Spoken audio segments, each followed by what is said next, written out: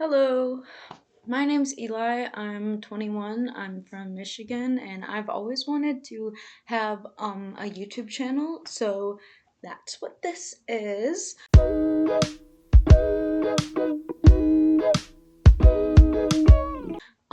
I basically just wanted to talk about some books that I've been reading because I thought that that would be a really good way to introduce myself. So, one of the books that I read this year is How Fascism Works. Have it right here. If you see the bookmark, that's from like the notes and stuff. And that was pretty interesting. It's called How Fascism Works: The Politics of Them and Us by Jason Stanley. It was written pre 2016, but this edition has an entry from after 2016, uh, which is when Donald Trump was elected president of the United States.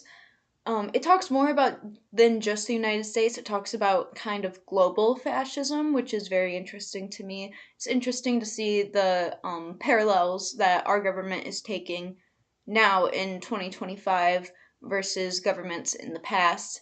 I read a collection of stories by I don't know how to say his first name, Fredor Dostoevsky.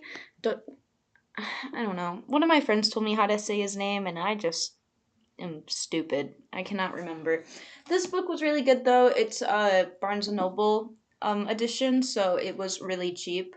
Um, while on the topic of books, can we talk about how a paperback book is like $20? This book was $19. It's only like it's only like 200 pages, 213 pages. But this book was $10, and it's much more than just 200 pages. But this is a compilation of stories written by him. He was a writer in the 1860s in Russia, and it's very interesting to see his perspective on the world. And he's also like, he was one of like the starters of like the Doomer type books. Right now, I'm reading Crime and Punishment by him. This copy is kind of torn up because I take it like everywhere. Like, I dropped it at work one time. That's what that is. And this is blue cheese information, if you ever want to know about that. But both those are really good. There's a lot of parallels like between his books because he has a certain uh style. But obviously the translators also had a lot to do with it. Um but is very good. Another book I read this year, I can't reach them. It's the Ring trilogy by Koji Suzuki. Ring starts out and you're like, alright, when this bitch gonna climb through the TV? She doesn't do that, by the way. If you read those with the anticipation of her doing that, she's not going to. But by the time I got like halfway through Spiral, I didn't even feel like I was reading a horror novel anymore. Like things were scary, like for sure, but it didn't feel like I was reading a horror novel. It kind of felt more like I was reading like some philosophy or something. Because if you want to think and you want the gears in your brain to be turning, read that, boy. Read that. Um, you can probably also find them at the library. They've been out since the 90s. I don't know how recently they've been translated, but I did find them all at my local bookstore. So that's cool. They might be at the library. The library is pretty quick now, depending on where you live. I also started reading the Paris Review this year, which is a book about books.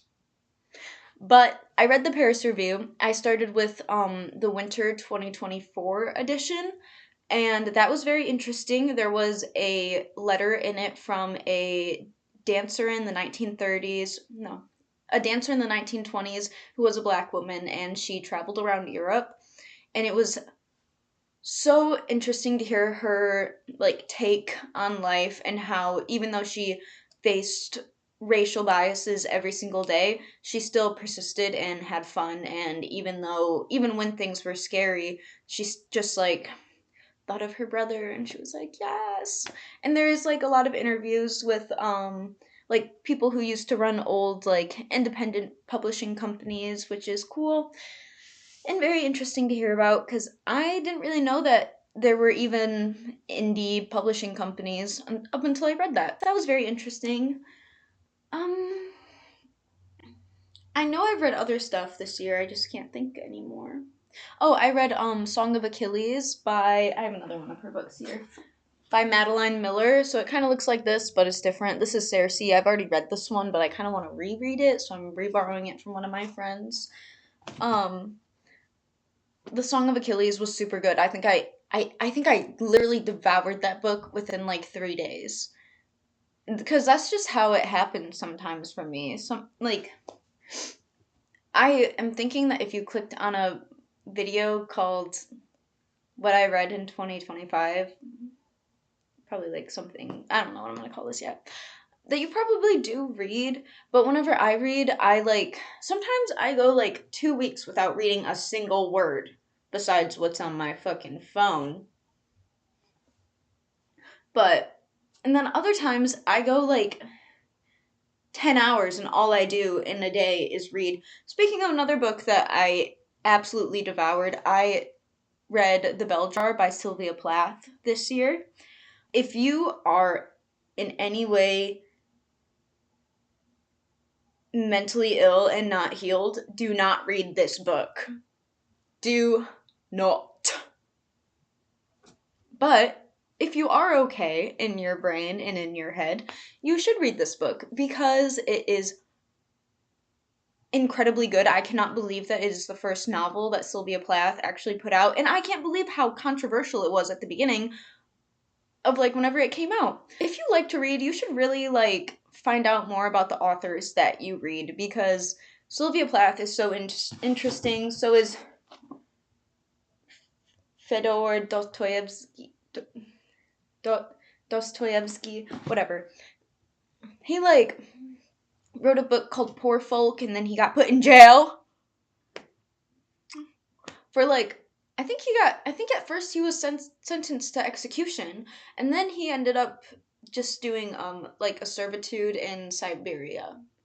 Yeah, so that's pretty cool. And Sylvia Plath, if you've ever read The Bell Jar, you should read like just like probably like just her Wikipedia page, and you'd get like the gist.